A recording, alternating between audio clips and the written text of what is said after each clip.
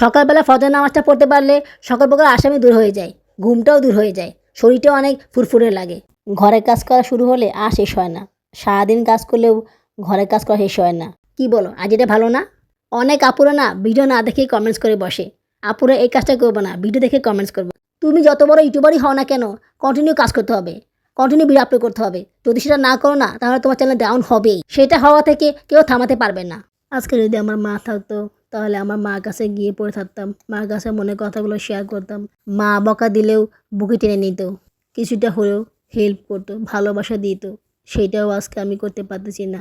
কাপড় গুছিয়ে রাখলে দেখতে অনেক ভালো লাগে, তখন আরও বেশি কাপড় চোপড় সুন্দর করে গুছিয়ে রাখতে ইচ্ছা করে।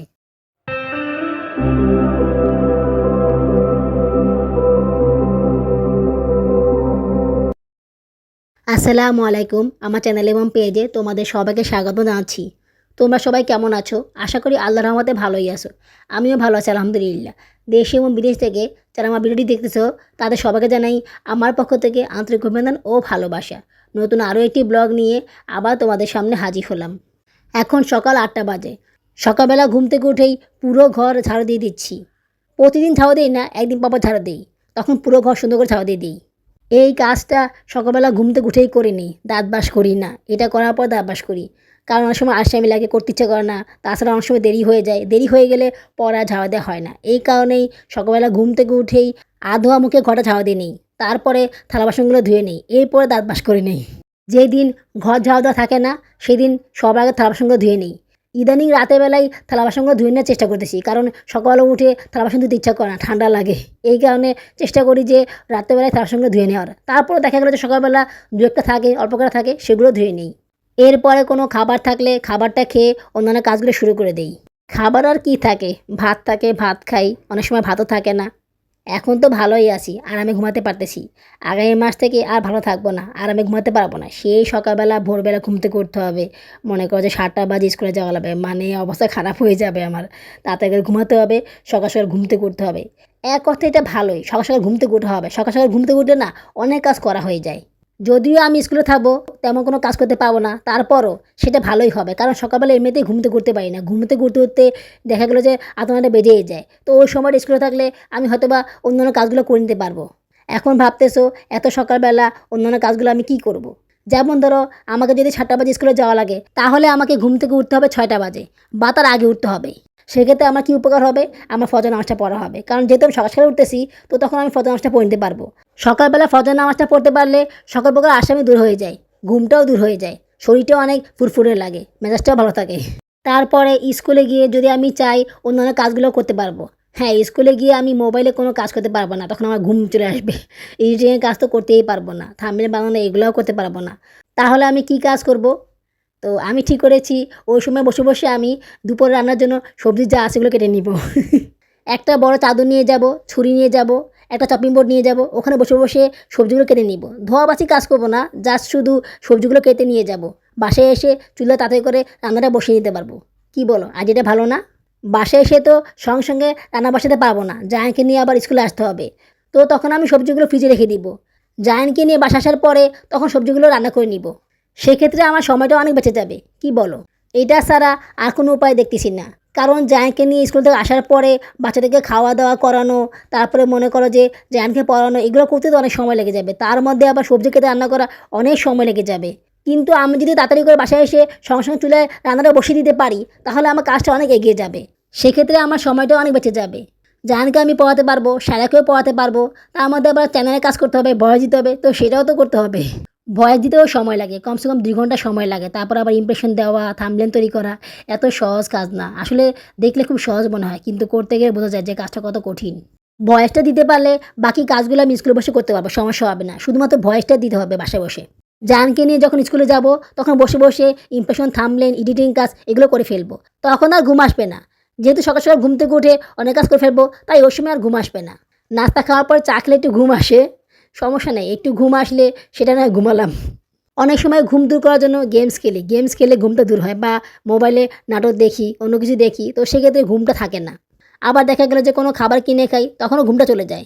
সকালবেলা ভাত ছিল, খাইনি, তাড়াতাড়ি করে সবজি কেটে চুলে রান্না বসিয়ে দিয়েছি। ভাতটা খেলে না অনেক আলসেমি লাগে, ঘুম চলে আসে। এইদিকে আবার যদি না কান্নাকাটি করে দুধ খেতে চায়, তো তখন ওকে খাওয়াতে গেলে আবার ঘুমিয়ে যায়। এই কারণে তাড়াতাড়ি করে সবজি কেটে চুলায় রান্না বসিয়ে দিয়েছি।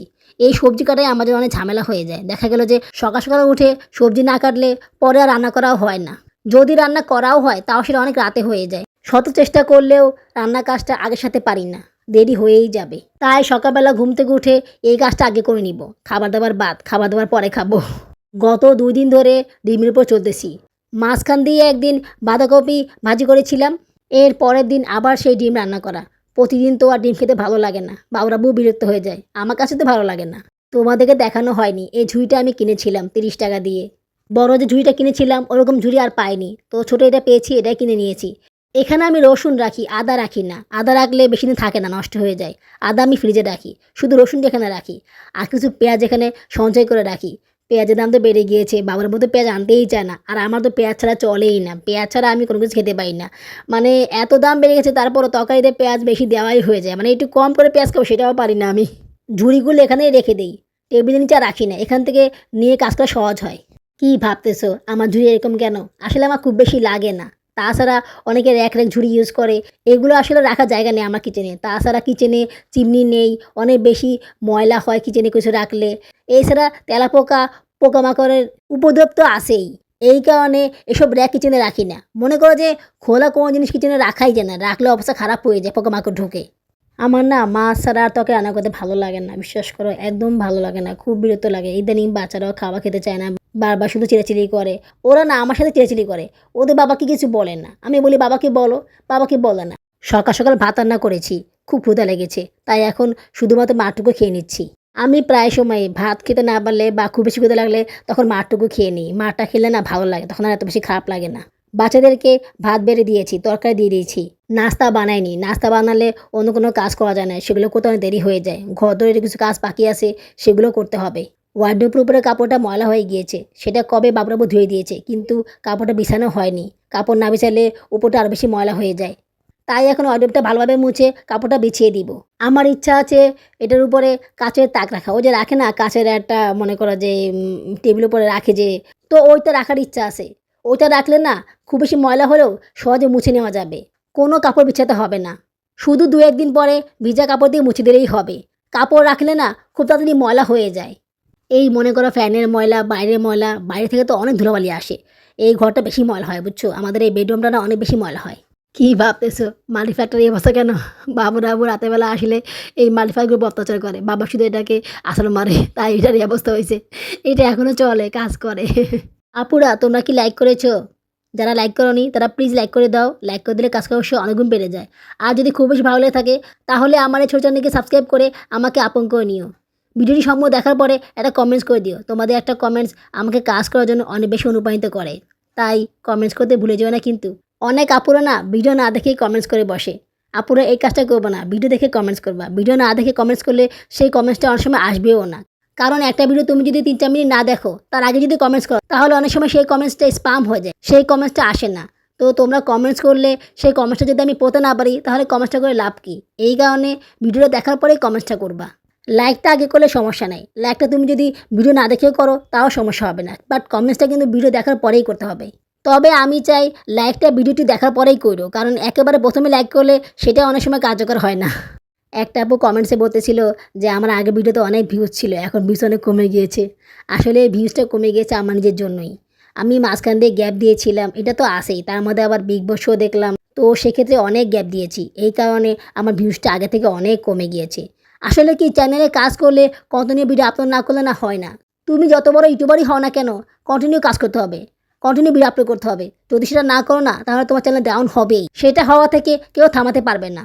তাই চ্যানেলে কাজ করলে কন্টিনিউ কাজ করে যেতে হবে। খুব বেশি গ্যাপ দেওয়া যাবে না। গ্যাপ দিলেই সমস্যা।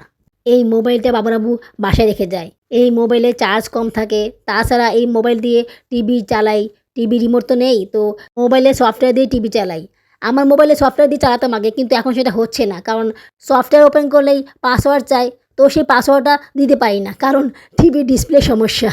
ডিসপ্লেটা সেই কবেই নষ্ট হয়ে গিয়েছে। ঠিক করবে করে বলে আর ঠিক করা হচ্ছে না। এদিকে কাগজটা খুঁজে পাচ্ছি না। বাচ্চারাও এভাবে করে টিভি দেখে। ডিসপ্লেটা ঠিক করতে হবে, কারণ সামনে খেলা আছে, ফুটবল খেলা। তো বিশ্বকাপ ফুটবল খেলা তো দেখতেই হবে। তার আগে টিভিটা ঠিক করে নিতে হবে। বাচ্চাদেরকে খাবার খাইয়ে আবার আমি কাজ করা শুরু করলাম। দেখো আমি এখনও কিছু খাইনি। কিছু খেলে না আমি আর কাজ করতে পারবো না, একদম ক্লান্ত হয়ে যাব। এই কারণে তাড়াতাড়ি করে হাতে কাজগুলো সেরে নিচ্ছি। সায়রাকে বলেছি ভিডিও করতে, তো সায়রা আমার ভিডিও করতেছে, ভালোই ভিডিও করতেছে। ট্রাইপড দিয়ে ভিডিও করতে গেলে অনেক সময় লেগে যায়, ঠিকভাবে হয় না, ঠিক অ্যাঙ্গেলভাবে আসে না, তো আবার দেখা গেলো যে বড়টাও লাগে। তো এই কারণে সায়রাকে দিয়ে করাচ্ছি। জায়ান আসলে করতে চায় না, ও ঠিকভাবে ক্যামেরাই ধরতে পারে না, তাছাড়া ওর এত আগ্রহ নেই। সায়রা কিন্তু অনেক আগ্রহ করে ভিডিও করে, এই কারণে সায়রাকে দিয়ে ভিডিও করা শেখাচ্ছি। মাঝে মধ্যে ও আমার ভিডিও করে দেবে। ক্ষুধায় অবস্থা খারাপ হয়ে গিয়েছে, এই কাপড়গুলো ভাঁজ করে তারপরে খেয়ে নিব। এখন প্রায় 5টা বাজে। সকালবেলা ঘুম থেকে উঠে একটু খাবার না খেলে সারাদিনই না খাওয়া লাগে। একটু খাবার খাওয়া দরকার ছিল, ভাত ছিল, একটু ভাত মেখে খেয়ে নিতাম, কিন্তু খেলাম না। ঘরে কাজ করা শুরু হলে আর শেষ হয় না, সারাদিন কাজ করলেও ঘরের কাজ করা শেষ হয় না। এই যে দেখো না, আমি সকাল থেকে কত কাজ করলাম, তারপরও মনে হয় যে অনেক কাজ রয়ে গিয়েছে। বাচ্চাদের বাইরের কাপড়গুলো গোছানোর কথা ছিল, বাট সেটাও করতে পারতেছি না। কী করব, ছোটো 2টা মেয়ের পেছনে সময় চলে যায়, বিশেষ করে জুনাইনা। ওকে বারবার দুধ খাওয়াতে হয়, আবার ভারী খাবার খাওয়াতে হয়, আবার ওদের পটি সাফ করতে হয়, জামা কাপড় চেঞ্জ করতে হয়। এগুলো করতে না অনেক সময় লাগে।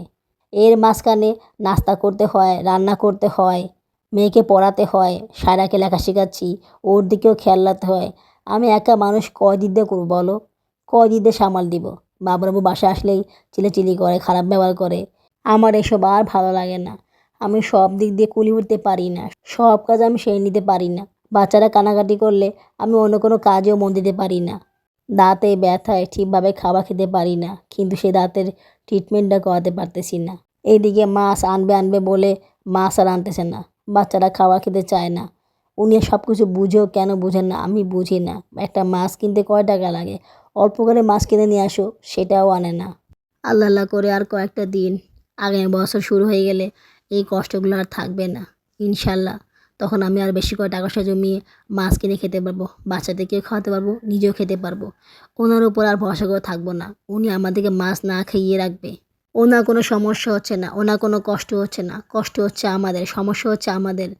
আমরা আমাদের ইচ্ছাগুলো পূরণ করতে পারতেছি না, বাচ্চাদেরকে একটু মাছ মাংস খাওয়াতে পারছি না। ভাবতে পারো, আজকে 6টা মাস হয়ে গেল, 6টা মাস হয়ে গেল উনি উনি একটু মাছ আনতেছেন না, একটু মাংস আনতেছেন না। এগুলো কি মেনে নেওয়া যায় বলো? তোমরাই বলো আপু, এগুলো কি মেনে নেওয়া যায়? আর কত, আর কত সহ্য করবো আমি? বাচ্চাদের মুখের দিকে তাকিয়ে আমি পড়ে আছি। না হলে আমি কখনোই এভাবে করে থাকতাম না, এইভাবে করে আমি কখনো ছিলামও না। এত খারাপ পর্যায়ে, এত খারাপ পরিস্থিতিতে আমি কখনোই ছিলাম না। এখন উনি চেঁচামেচি করতেছে যে ওনাকে কেন আমি সকালবেলা রুটি বানিয়ে খাওয়াই না।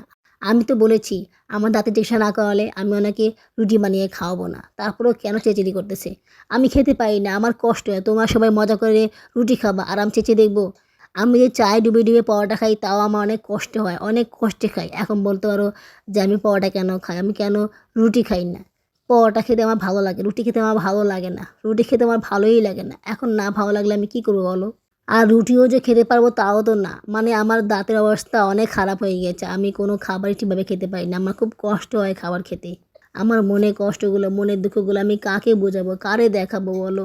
আজকে যদি আমার মা থাকতো, তাহলে আমার মার কাছে গিয়ে পড়ে থাকতাম, মার কাছে মনের কথাগুলো শেয়ার করতাম, মাকে বলতাম মনের কথাগুলো।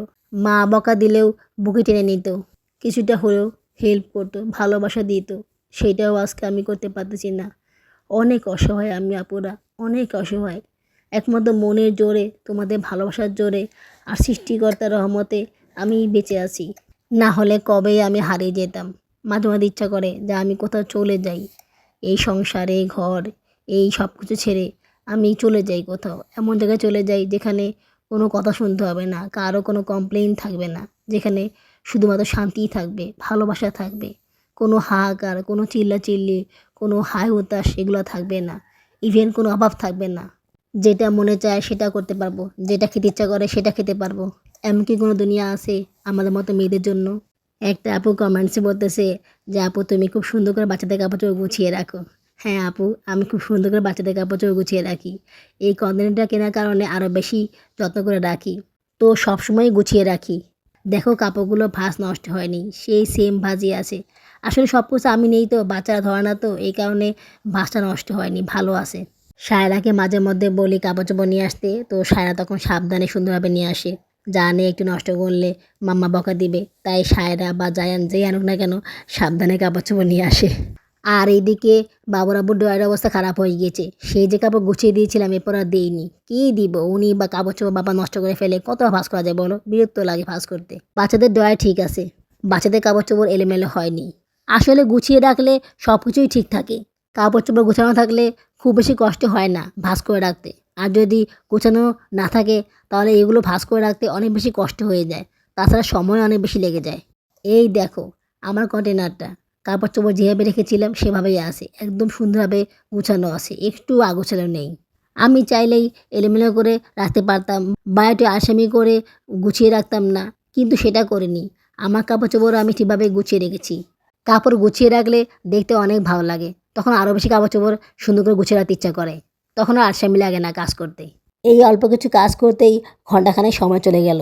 তোমাদেরকে তো সবটুকু দেখাইনি। আসলে কাপড় চোপড়গুলো ভাঁজ করতেই সময় লেগে গিয়েছিল। কন্টেনারে গুছিয়ে রাখতে সময় লাগেনি, ভাঁজ করতে অনেক বেশি সময় লেগে গিয়েছিল। আজ এইটুকুই, আগামী ব্লগে দেখা হবে। আল্লাহ হাফেজ। একটা ওয়াশিং মেশিন কেনা খুব বেশি জরুরি হয়ে পড়েছে।